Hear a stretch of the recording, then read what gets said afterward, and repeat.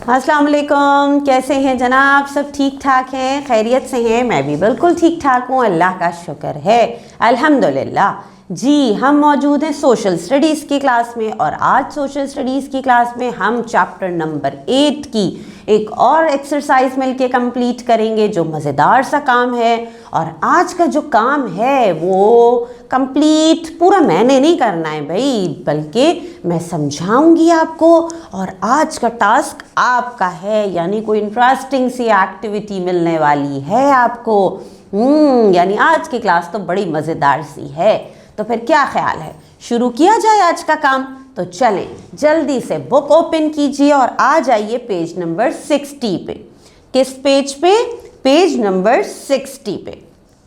आ गए page number 60 पे? वाह ग्रेट। अच्छा जी, क्या काम है पेज नंबर 60 पे हमारे पास, पता है आपको?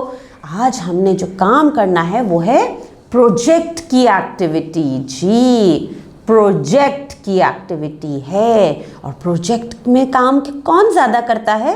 आप। जी, यानी आज तो काम आपका ही है, समझाना मैंने है बस। तो देखें फिर क्या लिखा हुआ है। जी, प्रोजेक्ट की एक्टिविटी में आज हमसे कहा जा रहा है, with the help of 2 stones grind different materials. 2 पत्थरों की मदद से मुख्तलिफ मटेरियल्स को हमने ग्राइंड करना है, ठीक है, पीसना है। Calculate the time taken to grind each material. और साथ साथ आपने कैलकुलेट करना है, टाइम देखना है कि कौन सा मटेरियल कितनी देर में ग्राइंड हो जाता है, कितना टाइम लेता है ग्राइंड होने में। ठीक है, सवाल एक दफ़ा दोबारा पढ़ लीजिए मेरे साथ, रीड कीजिए मेरे साथ। With the help of 2 stones grind different materials. Calculate the time taken to grind each material. ठीक, सवाल समझ में आ गया? अच्छा भाई, आगे भी कुछ लिखा है, चलें वो हम मिलके पढ़ते हैं। आगे क्या लिखा है? At the time of Stone Age, people used stone to crush and grind. Let's grind some material in the Stone Age way. यहाँ हमसे कहा जा रहा है कि स्टोन एज के ज़माने में, पत्थरों के ज़माने में जो इंसान थे, जो लोग थे, वो पत्थर से क्रश करते थे चीज़ों को, ग्राइंड करते थे चीज़ों को, पीसते थे। तो चलें, let's grind some materials in the stone age way. तो चलें हम भी उसी वक्त, उसी ज़माने के हिसाब से हम भी इसी तरह से कुछ ग्राइंड करते हैं। Take a hard surface and a hard rock. एक हार्ड सरफेस ले लीजिए या कोई सख्त पत्थर ले लीजिए। Use your hand pressure to mince the material. ठीक है, आपने क्या करना है? आपने एक हार्ड सरफेस लेनी है या एक हार्ड पत्थर लेना है। आपको पता है बहुत से घरों में सिल भी होती है। जी, सिल बट्टा सुना है आपने? एक पत्थर का पीस होता है, बहुत हार्ड सा, ठीक है, इस तरह से कुछ क्यूबॉइड फॉर्म में होता है। ठीक, एक इस तरह पत्थर का, एक रॉक का एक पीस होता है हमारे पास, और उसके साथ एक ग्राइंड करने के लिए एक और स्टोन का पीस होता है जिसे हम बट्टा कहते हैं उर्दू में। और हम उसे पकड़ के, हम जो हार्ड सरफेस होती है, जो पीस ऑफ रॉक होता है, जो पत्थर का पीस है, हम उस पर पूरे हाथ के प्रेशर से ग्राइंड करते हैं चीज़ों को। देखा है, मुझे पता है बहुत से घरों में मौजूद है और बहुत से घरों में आज भी जो हमारी ममा हैं, हमारी मदर्स हैं, वो उसी सिल बट्टे पे मसाला पीसती हैं। तो अगर आपके पास ये मौजूद है ना, तो ये प्रोजेक्ट इस पे भी हो जाएगा। ठीक है, और अगर नहीं है तो कोई मसला नहीं है, कोई भी हार्ड सरफेस ले लीजिए, आपका मार्बल का फ्लोर है तो हम उस पे भी कर सकते हैं। ठीक, आगे सुनते हैं। You can crush leaves, black pepper और सॉफ्ट स्टोन्स। आप क्या क्या चीज़ें क्रश कर सकते हैं? एक आइडिया दिया है इन्होंने। आप पत्तों को क्रश कर सकते हैं, ठीक है, आपके घर के बाहर, आपके घर के अंदर कोई प्लांट्स हों, आप उनकी लीव्स ले लीजिए, ठीक है। उसके अलावा ब्लैक पेपर, ये सबके घरों में मौजूद होती है। ब्लैक पेपर, काली मिर्च, आप काली मिर्च मम्मा से थोड़ी सी ले लीजिए।